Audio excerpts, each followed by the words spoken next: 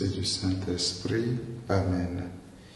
Viens, Esprit de sainteté, viens, Esprit de lumière, viens, Esprit de feu, viens nous embraser.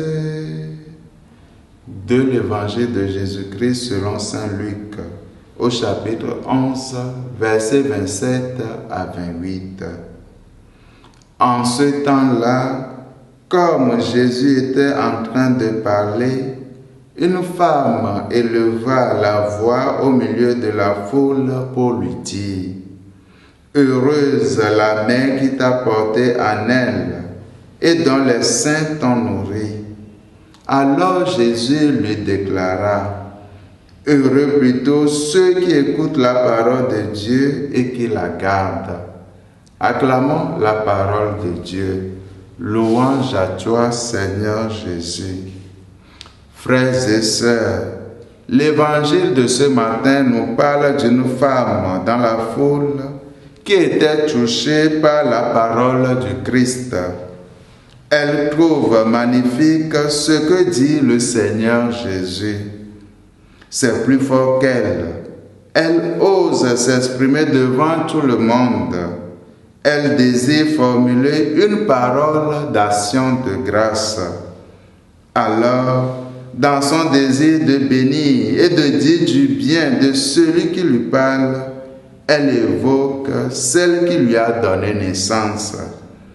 Heureuse la mère qui t'a porté en elle et dont les seins t'ont nourri. Bien-aimés dans le Seigneur, notre vie humaine prend son sens dans l'écoute de la parole de Dieu. Cette parole vient éclairer, illuminer chaque vie. Cela est vrai pour tous les gens qui l'écoutent, lui Jésus. C'est vrai aussi pour Marie. C'est vrai également pour chacun de nous. Notre vie ne s'éclaire vraiment, ne s'illumine que lorsque nous laissons la parole de Dieu la rejoindre.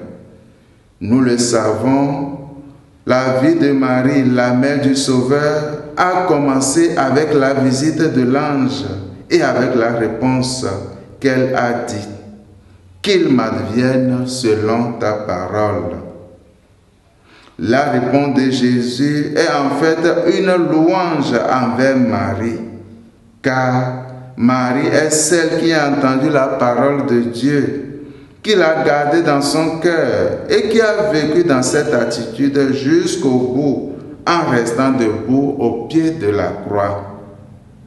Chacun de nous avons à écouter la parole de Dieu, à la laisser retentir en nous, à la laisser produire en nous un mouvement de vie et d'amour. Que la Vierge Marie nous obtienne cette grâce. Amen. Et que Dieu Tout-Puissant nous bénisse et nous garde, lui qui est Père et Fils et Saint-Esprit. Amen.